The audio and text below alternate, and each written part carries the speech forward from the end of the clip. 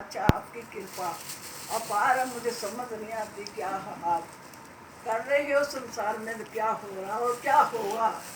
तो कहते हैं गुरु जो देवों के देव होते हैं, जैसे सिर्फ को लोग देवों के देव कहते हैं और प्रेत भी कहते हैं। तो इसलिए महाराज जी कहते हैं सत्य पुरुष खुद कहता है तू देवों के देव हो, तू ही वह ब्रह्मचारी, तू ही सभी कुछ। तपस्वी ब्रह्म क्या नहीं कहता, तपस्या क्या होती है? शरीर तप कर तपस्या नहीं होती, शरीर को भस्म लगाने से तपस्या नहीं होती, भिखारी बनकर कर तपस्या नहीं होती। कहते दीन दीन गरीबी बंदगी, कहता जो दीन दयाल जो सत्य पुरुष संतान होती है उसको कोई जरूरत नहीं होती। तो महाराज जी कहते हैं दीन आदम दास, ना मैं आगे हूँ ना मैं पीछे हूँ, आगे और ऊपर की कुछ जानता हूँ पर मैं आदम नहीं।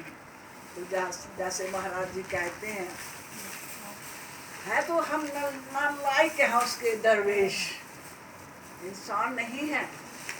जिसके पास नाम नहीं है वो दरवेश से भी जो पशु होता है बंधा हुआ वो होता है।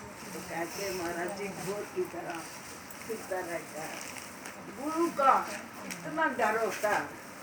जैसे सुहागन औरत पति से डरती है वो भी नहीं डरती है, बहुत टाइम को जैसे सूरज और चंदे की चमकार तेज क्यों हो रही है, तेजी उसमें बढ़ रही है कि हम लोगों का क्रोध सारा बढ़ रहा है तो वो नजदीक आ रहा है। तो महाराज जी कहते हैं अब प्रलय तो होने वाला पर अभी नहीं होगा, जो मरने वाले 50 लोग कुछ भी नहीं होते। तो महाराज जी कहते हैं यार पृथ्वी पे हम आए हैं जन्म लेकर, मोक्ष जमा हमारे शरीर का है, इसमें रहते हुए नाम मिलता है। नाम जितना भी रगड़ सकते हो, ये अपने वस्त्र जन्म जन्म के ये पहने हुए हैं उसको साबुन से धो लो। आपका नाम जो है ये साबुन है, धोने वाला धोबी भी वो ही है जो देने वाला होता। तो कहते हैं यार हमारा साबुन ही खराब है तो मैल नहीं निकलती। वो क्यों कैसे? कहते हैं संतों के शब्द उल्टे हों सीधे हों वो सीधे ही रहते हैं, उल्टा हो ही नहीं सकता।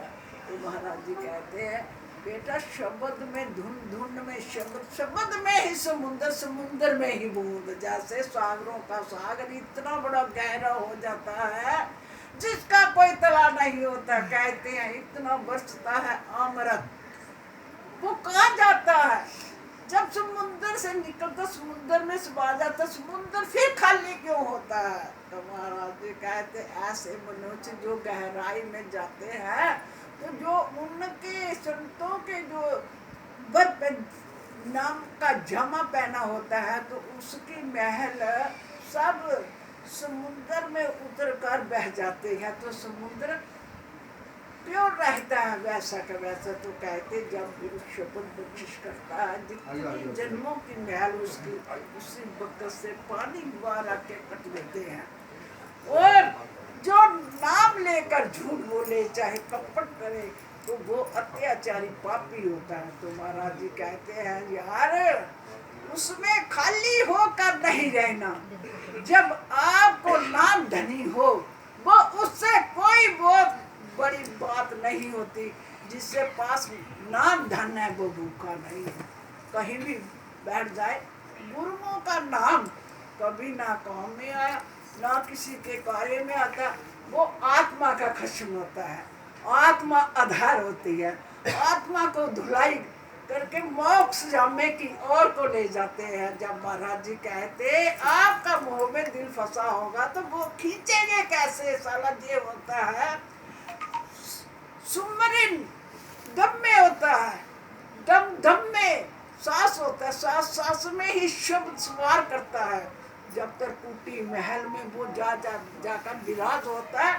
कहते को कानों में श्वास निकल गए, कोई आंखों में श्वास निकल गए, कोई मुंह में श्वास निकल गए, कोई लैट्रिन में निकल गए। तो महाराज जी कहते जो त्रिपुटी में समा जाता है उसका सचखंड में सीधा वास होता है। तो कहते उसका सब पता नहीं चला कहाँ से निकल गया सुवास।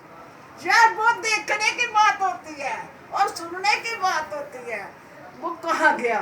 तो इसीलिए महाराज जी कहते जब नाम ले लिया तो आपने मोक्ष का जामा डाला हुआ, तो उस जामे से बढ़कर और कुछ भी नहीं। ऐसे खाली है हम क्या है, तो जो समुद्र में इतना पानी सुमा जाता है, इसी ढंग से जे रूही उसी में जाकर सुलग वही एक का एक ही रह जाता है। एक रोम के ऊपर एक ब्रह्मांड होता है। तो महाराज जी कहते हैं 2.5 लाख करोड़ केस होता शरीर का, उसी में कितने रोम होते हैं, एक रोम पे एक ब्रह्मांड होता। तो कहते हैं कोई 3 लोक, त्रिलोक की। तो महाराज जी कहते कोटि अनंत वो है, उसका कोई व्याख्या नहीं किया जा सकता। तो महाराज जी कहते हैं इसको दम दम में ढूंढना है पे कहाँ पे है, जमधानी चलाकर नाम की और जन्मों की मुक्ति डालनी है। बोल मेरे सतगुरुदेव महाराज की जय।